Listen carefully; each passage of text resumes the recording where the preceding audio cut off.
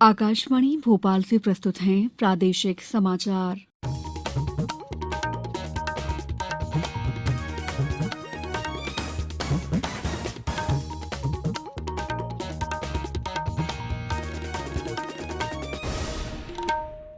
नमस्कार, समाचारों के साथ मैं दीपा सिंह।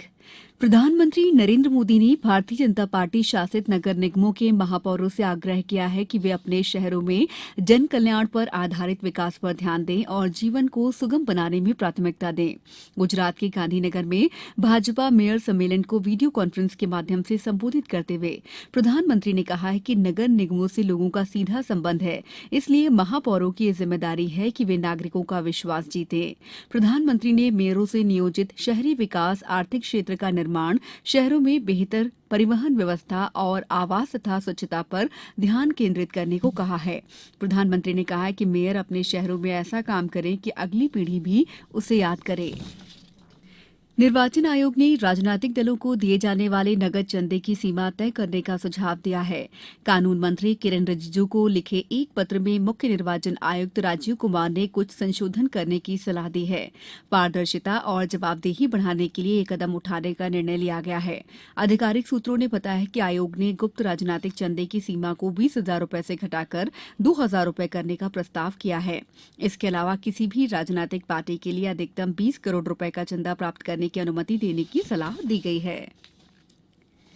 केंद्रीय सूचना और प्रसारण मंत्री अनुराग सिंह ठाकुर ने कहा है कि कोविड संकट से कई चुनौतियां सामने आई हैं। इससे न केवल पत्रकारिता को नए रूप में उभरने, बल्कि समाचार और सूचना के विश्वसनीय स्रोत के रूप में मीडिया को नए सिरे से परिभाषित किए जाने का भी अवसर दिया गया है। उन्होंने कहा कि वास्तविक पत्रकारिता तथ्यों का सामना करने, सच्चाई प्रस्तुत करने और सभी पक्षों को अपने विचार रखने का मंच देना है। कल नई दिल्ली में Asia Pacific institute for broadcasting development की बैठक को संबोधित करते हुए श्री ठाकुर ने कहा है कि उनकी व्यक्तिगत राय में मुख्य धारा की मीडिया के लिए सबसे बड़ा खतरा नए डिजिटल प्लेटफॉर्म नहीं, बल्कि मुख्य धारा के मीडिया चैनल हैं। उन्होंने कहा कि अगर कोई चैनल ध्रुवीकरण करने, गलत खबरें फैलाने और शोर मचाने वाले मेहमानों को आमंत्रित करता है तो उस चैनल की विश्वसनीयता कम हो जाती है। ईरान में हिजाब के खिलाफ व्यापक प्रदर्शन जारी है। पुलिस हिरासत में 22 वर्षीय महिला महसा अमीनी की मौत के बाद ये प्रदर्शन हो रहे हैं। कल पुलिस के साथ झड़प में 2 लोगों के मारे जाने की खबर है। वीडियो फुटेज में महिला प्रदर्शनकारियों को अपने बाल काटते और हिजाब जलाते दिखाया गया है। स्त्री पुरुष भेदभाव के खिलाफ एकजुट महिलाएं अपने बुनियादी अधिकारों की मांग कर रही हैं। स्कूल शिक्षा विभाग द्वारा राज्य, संभाग और जिला स्तर पर शिक्षा विभाग के शिक्षकों और अधिकारी तथा कर्मचारियों के लिए विभागीय स्थानांतरण नीति की समय सारिणी निर्धारित कर दी गई है। स्कूल शिक्षा मंत्री इंदर सिंह परमार ने बताया कि प्रदेश के शिक्षक 30 सितंबर से 10 अक्टूबर तक स्थानांतरण के लिए ऑनलाइन आवेदन कर सकेंगे। समय सारणी के अनुसार 30 सितंबर तक एजुकेशन पोर्टल पर रिक्त पदों का सत्यापन होगा। स्थानांतरण के इच्छुक आवेदक 30 सितंबर से 10 अक्टूबर तक पोर्टल से ऑनलाइन आवेदन कर सकेंगे।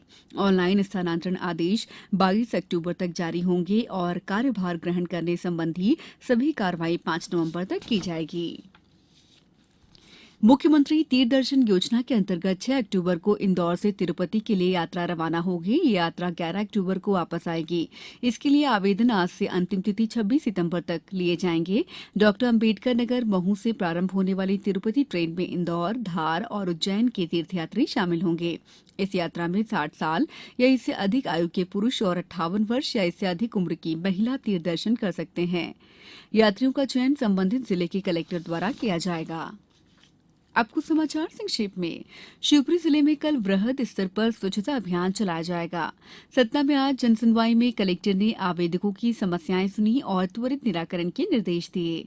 आयुष विभाग द्वारा टीकमगढ़ जिले के 3 आयुष औषधालयों को हेल्थ एंड वेलनेस केंद्रों में उन्नयन किया गया है। इसमें आयुष औषधालय कारी, कुंडेश्वर और कुडीला शामिल है। जबलपुर में स्वास्थ्य विभाग ने मातृ और शिशु रोगों के कारणों में से जीडीएम के निराकरण के लिए चिकित्सा अधिकारियों और नर्सिंग ऑफिसर्स का 1 दिवसीय प्रशिक्षण का आयोजन किया। इस बुलेटिन में इतना ही। दीजिए इजाजत। नमस्कार।